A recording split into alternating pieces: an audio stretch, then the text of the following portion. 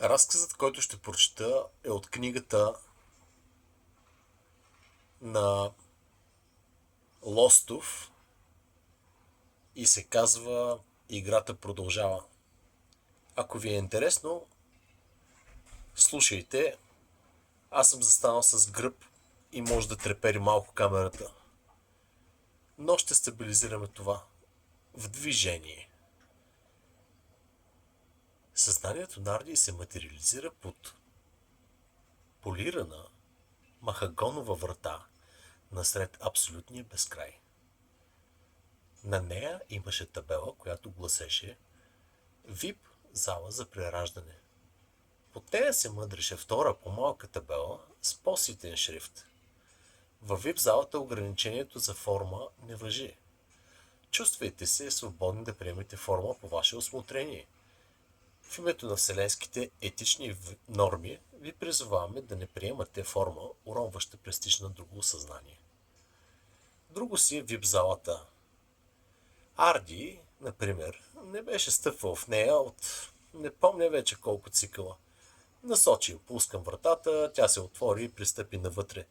Реши да вземе облика на един от любимите си свои минали животи на испанския благородник от 16 век Хосе Гарсия де ла Вега. Съзнанието му придоби форма и Арди се озова в просторна зала. Обзавеждането беше семпло. В средата на помещението от тавана се спуснаха 8 големи монитора, подредени в идеален осмоъгълник. В кръг около него бяха наредени удобни кресла. В единия край имаше малък бар с отбрани напитки. Дневна светлина проникваше от множеството овални прозорци, които се виждаше живописен водопад,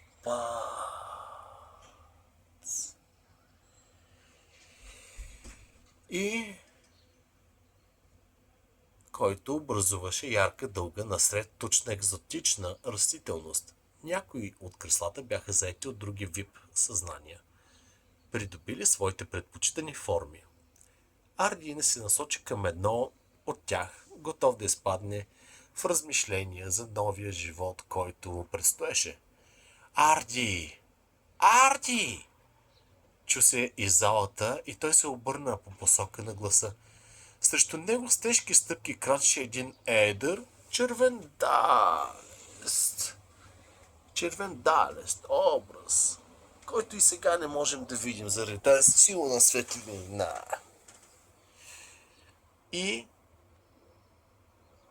тежки стъпки крачеше едър червендалест гигант в пълно бойно снаряжение. Веднага го познах по импулсите, че си ти. "Леоран?" Не можа да повярва Арди. Колко време мина! Двамата стари приятели се прегърнаха топло. "Въобще не очаквах точно от теб да срещна", възкликна той. В момента прелиствам. Не е лесно да четеш така хем за зрителите, слушателите, хем да си легнал, хем да искаш да си почуваш, хем да прочетеш разказ на приятел, колега. Но ето, продължаваме. "Много се радвам, че срещам познато съзнание тук. За в пръв път ли си във ВИП залата?" "Да, честито, на мен ми е за трети път. Имам неизползвани енергийни кредити, които си пазя от предишни животи. От предишни животи."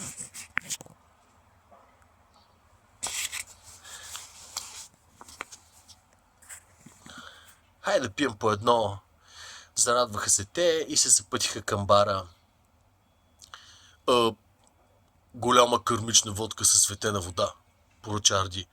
"За мен чакров коктейл с синьо, кюрасо и щипка душевен комфорт."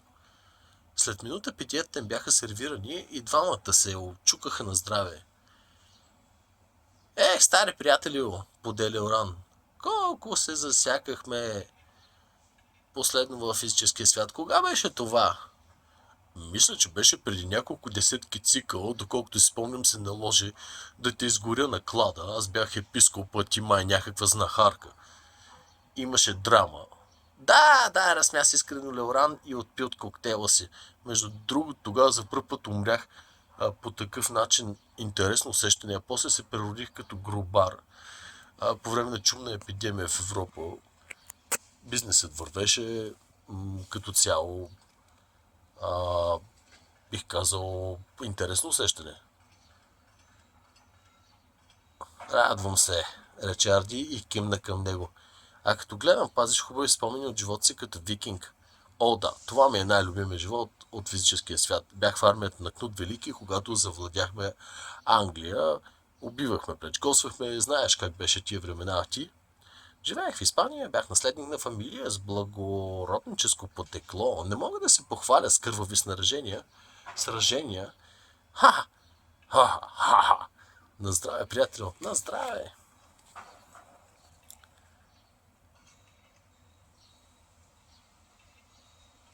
Те поръчваха питиета след питиета и изведнъж се чу камбанен звън ярфа.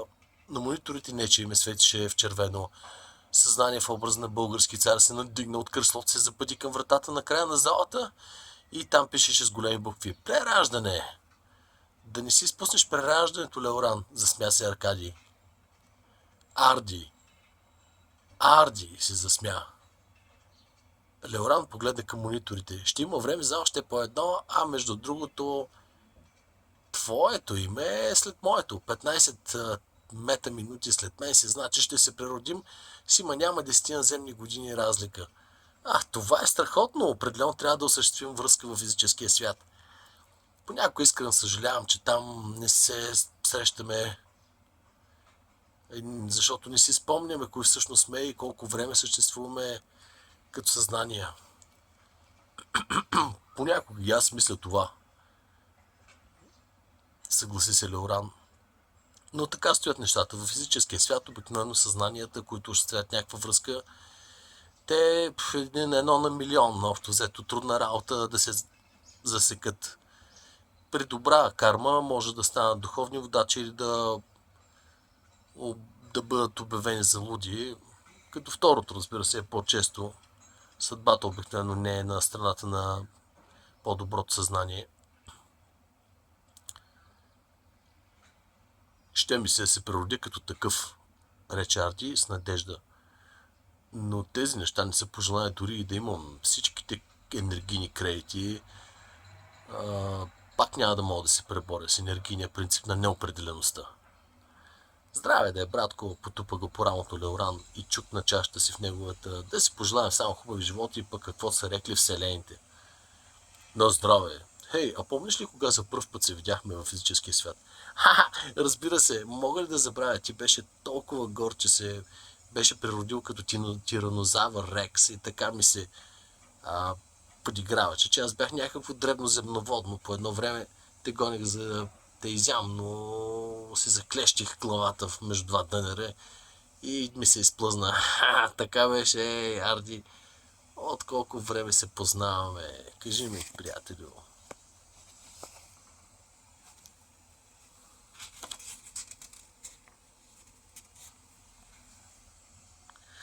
Трудно е да се каже, но тогава слънцето беше младо и все още сме тук, нали, рече се ентусиазирано Реоран. Градим история, оставяме нашия отпечатък в общата космическа енергия, подготвяме нови поколения за космичен цикъл. Когато всичко избухне наново от целият този мишмаш, ще се родят нови светове, нали? Знаеш какво казват старите съзнания? Преражда се като за последно, пък каквото стане. Има нещо вярно в това, съгласи се Леоран. Даже много истина има в това, Арди. Хайде наистина да се срещнем в физическия свят. После като се върнем тук ще е голям етап. Нека сега се градим нова история, викна Арди и вдигна чашата си да пием за новия живот. За новия живот. Звънът на чашата се беше последвал от мелодичното оповестяване. От мониторите в залата името на Леоран светна в червено. И ето, дойде ми реда, въодушеви се Леоран. Довиждане, стари приятели. Двамата се прегърнаха братски. Ще насоча цялата си енергия, за да те намеря в този живот, обеща Арди. Но трябва света. Ако трябва света, ще преобърна. Знам, че ще го направиш доскоро. Леоран се запъти към вратата и натисна дръжката. преди да потъне в необятността, това, което беше зад нея, се обърна назад и смигна. Приятелски на Арди, той вдигна чашата в знак на поздрав и излезе от вип-залата. Започна новия си живот. Арди се усмихна, след като повика бармана. Още една кърмишна водка, но нека този път е чиста. Знаеш ли какво каза за кармата, приятели? Обади се барман, докато сипваше питието. Вселената държи ресторант на име Карма, там няма нужда да си поръчваш. Всеки получава това, което заслужава. Това е от заведението и той бутна напред чашата с питието. Арди благодари, отпи, замисли за случайността и тази среща и нищо не става случайно, нали? Необяснимите неща наричаме случайности, защото не ги разбираме. Причинно-следствените връзки не са ясни. Случайности не съществуват, а всяко нещо има своята причина. Щяха да се срещнат в новия живот. Не знаеше, но по някаква причина вярваш, че този живот ще е по-особен. По-запомняш се. В крайна сметка рече си той на ум. Прераждай се, като за последно, пък каквото стане. Сигналът в залата оповести следващото прераждане и мониторите също. Арди гаврът на водката, наек си махна на бармана за сбогом. След това се запъти към вратата с надпис прераждане и излезе през нея. На 20 април 1889 г. в Австро-Унгария Арди се прероди като Адолф Хитлер. 11 години по-рано в Руската империя неговият стар приятел Леоран се прероди като Йосеп Бесарионис Дзеджугашвили, познат по-късно като Йосиф Сталин. Книгата и този разказ са разтърсващи. Пожелавам ви успех, приятели, с четенето.